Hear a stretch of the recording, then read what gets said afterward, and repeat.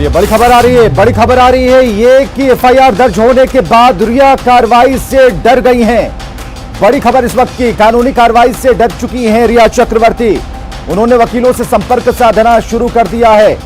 उनके घर में वकीलों का आना जाना शुरू हो गया है। उन्होंने अग्रिम जमानत की जो अर्जी है उस पर सिग्नेचर किए हैं सेशन कोर्ट में। और भी जो बड़ी खबरें हैं लगातार हम आपको बता रहे हैं। एफआईआर दर्ज होने के बाद रिया कार्रवाई से डरी हुई है, तो ये इस वक्त की बड़ी खबर है। और भी जो जानकारियां मुंबई से हमारे साथ अमित जुड़े हुए हैं, हमारे साथ आनंद अमृता पटना से हैं और लगातार हमारे सहयोगी इस खबर पर पल पल की अपडेट आपको बता रहे हैं। और अमित हमारे साथ है। अमित, ये तो पक्का है कि ये डर कहीं ना कहीं अब दिखने लगा है। हालांकि मामला ये है कि बहुत ही इसे कॉन्फिडेंशियल रखा गया, छुपा कर रखा गया, लेकिन ये मामला उजागर हो गया। जब बात सामने आ गई, पता चल गया कि पटना की पुलिस मुंबई में है, वो भी पता चल गया कि 7 दिनों तक रहेगी, अब पूछताछ करेगी। और एफआईआर की कॉपी में जिन नामों का जिक्र है, जिन 6 नामों का जिक्र है, उसके बाद तो ये होना ही था। अमित, ठीक है, निश्चित तौर पे जिस तरह के आरोप सुशांत सिंह राजपूत के पिता ने लगाए हैं, निश्चित तौर पे कोई भी आदमी जो है वो घबरा जाएगा। और रिया चक्रवर्ती जिस तरह से 15 करोड़ रुपए के ट्रांजैक्शन का मामला है, वो सुशांत सिंह को ब्लैकमेल करती थी, उन्हें दवाओं का ओवरडोज दिया जाता था, मीडिया में उनके खिलाफ गलत खबरें फैलाई जाती थी, उन्हें धमकियां दी जाती थी। फिर 2 दिन पहले जो है सारा सामान लेकर वो निकल जाती हैं, क्रेडिट कार्ड, डेबिट कार्ड और दूसरे जो सामान है वो भी उनके पास ही रहते हैं। और जिस तरह के आरोप लगाए गए हैं, घर वालों से बातचीत नहीं करने दी जाती थी। फिर जो फोन है उस नंबर को जो है ब्लॉक कर दिया गया था।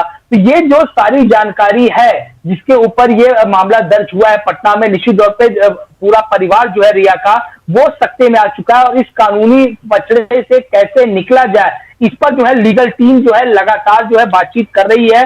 और मैं आपको बताऊं कि कुछ ही देर में जो है लीगल टीम के कुछ जो वकील हैं वो अभी रिया चक्रवर्ती के घर पर भी पहुंचने वाले हैं, ताकि आगे जिस तरह से कार्रवाई इसमें करनी है उस पर डिस्कशन हो सके। लेकिन ये डिस्कस पहले हो चुका है कि अग्रिम जमानत की याचिका सेशन कोर्ट में दाखिल की जाएगी। अब शायद डिस्कशन का ये मुद्दा होगा, जो हमारे सूत्र बता रहे हैं कि मुंबई पुलिस जो है बिहार पुलिस के साथ मिलकर एक नोटिस दे सकती है कि ताकि वो पुलिस स्टेशन आए, उनसे पूछताछ की जा सके। तो इस नोटिस को लेकर क्या जवाब देना है, शायद उस बारे में भी इनकी लीगल टीम जो है वो समझेगी। तो शायद उसी को लेकर कुछ ही देर में जो है कुछ वकील जो है वो रिया चक्रवर्ती के घर पहुंचने वाले हैं। बिल्कुल। और सुशांत केस में अब तक क्या हुआ ये भी हम आपको बता रहे हैं। खत्म होगा सुसाइड का सस्पेंस, अभी भी क्वेश्चन मार्क यहां पर बना हुआ है, सवाल का घेरा बना हुआ है। और जिन बिंदुओं पर लगातार हम अमित आनंद चर्चा कर रहे हैं वो ये है कि चलिए इसकी जांच अब तेज होगी, लेकिन किस दिशा में होगी, क्योंकि सही डायरेक्शन होना जरूरी है। और जिन 7 बिंदुओं का एफआईआर में जो जिक्र किया है सुशांत सिंह राजपूत के पिता ने, यह जानना भी आपको जरूरी होगा, क्योंकि सबसे पहले जो एफआईआर की कॉपी है न्यूज 18 बिहार झारखंड पर हमने आपको दिखाई कि सुशांत के पिता ने कितने भावनात्मक तरीके से उस पर वो सारी बातें उड़ेल कर रख दी एफआईआर की कॉपी में। उन्होंने जानना चाहा, एक तरह से एफआईआर की कॉपी वो सवाल है, उसके जरिए सुशांत के पिता जानना चाहते हैं कि आखिर मेरे बेटे का क्या कसूर था, मेरे बेटे के जो भी ये घटनाक्रम हुआ उसके पीछे रिया का हाथ है, उसके परिवार का हाथ है, ऐसा उन्होंने क्यों किया। लेकिन जिस तरीके से अब बचने और बचाने की, लुका और छिपी की का जो खेल चल रहा है, वो कहीं ना कहीं यह दर्शाता है कि मामला भीतर से बहुत गड़बड़ है। हालांकि बिसरा रिपोर्ट कुछ और कहती है। बिसरा रिपोर्ट को अगर माने तो कहीं भी सुशांत के शरीर में जहर होने की बात नहीं है, लेकिन मन का जो जहर था वो किसने दिया। अमित, इस बारे में क्या अभी और भी जानकारियां इकट्ठी की जानी है? बिसरा रिपोर्ट आने के ठीक अलग एक और भी ट्रैक पटना पुलिस बनाएगी जांच के लिए। शुरुआत में जो पोस्टमार्टम रिपोर्ट आई थी और उसके बाद जो विस्तार रिपोर्ट में साफ तौर पे ये कहा गया था कि किसी भी प्रकार का जहर या कोई जहरीला पदार्थ नहीं दिया गया और फांसी लगाने से जो है दम घुटने से इनकी मृत्यु हुई है। लेकिन अभी भी जो है उनके नाखूनों की रिपोर्ट और पेट की रिपोर्ट जो है अभी आना बाकी है कलिना फॉरेंसिक लैब से। अब देखता ये होगा कि उन दोनों रिपोर्ट में जो है क्या कुछ निकल के चीजें सामने आती हैं। लेकिन जिस तरह से अभी खुलासे उनके पिता ने कल किए हैं और जिस तरह से मामला दर्ज कराया गया है, एफआईआर कॉपी में जो पॉइंट्स जो है दिए गए हैं, निश्चित तौर पर कह सकते हैं कि मुंबई पुलिस शायद इन सारी बातों से अनभिज्ञ थी। क्योंकि पैसों का ट्रांजैक्शन हुआ था, सुशांत सिंह के पैसों का उपयोग रिया करती थी, जो टूर होते थे उनके विदेश के उसका खर्च भी ये निकालते थे। ये जानकारी तो मुंबई पुलिस के पास थी, लेकिन जो उन्हें डरा धमकाया जाता था, घर में बंद करके रखा जाता था, उन्हें धमकी दी जाती थी, ये सारी बातें जो है नई है मुंबई पुलिस के लिए, क्योंकि मुंबई पुलिस को इस बात की भनक नहीं थी ना, अब मुंबई पुलिस ने भनक पड़ने दी। तो शायद अब जो जांच का दायरा मुंबई पुलिस का होगा वो उनके पिता की गई शिकायत के आधार पर भी हो सकता है। शायद हम ये कह सकते हैं कि रिया चक्रवर्ती, उनके परिवार से या जिन जिन लोगों से अभी तक पूछताछ हुई है, अब इन नए बिंदुओं पर भी पूछताछ हो सकती है, यानी दोबारा जो है उनको जो है नए बिंदुओं पर पूछताछ होगी। शिखा धारीवाल हमारे साथ, हमारी सहयोगी मुंबई से जुड़ चुकी है। शिखा, क्या खबर है, अपडेट क्या है?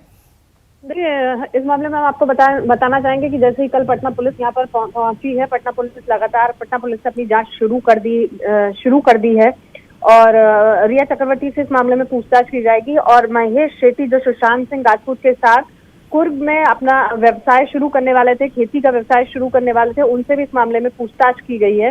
वहीं ये जानकारी भी सामने आ रही है कि जिस तरीके से सुशांत के पिता ने अपने एफआईआर में पैसे के लेन देन का मामला बताया है, उस मामले में आज पटना पुलिस बैंक से रिलेटेड जितनी भी कागजात हैं उस विषय में भी पूछताछ करेगी और वो तमाम उन सूत्रों से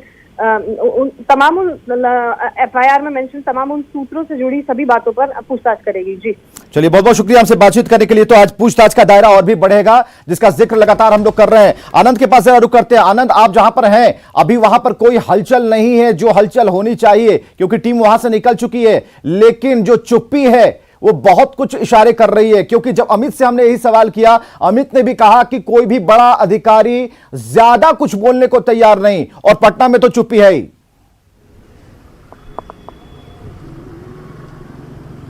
बिल्कुल, आपने सही कहा विवेक। कल आपने जब आईजी संजय सिंह से बातचीत की थी, आपने लगातार उनसे सवाल जानना चाहा था, जवाब जानना चाहा था, तो उन्होंने सिर्फ इतना ही कहा कि मामला चूंकि हाई प्रोफाइल है, इसलिए अभी फिलहाल जांच की प्रक्रिया चली, इस बारे में कुछ नहीं बोलेंगे। तो आप अंदाजा लगा सकते हैं कि इस पूरे मामले पर पटना पुलिस ने कितनी गंभीरता का आवरण ओढ़ रखा है।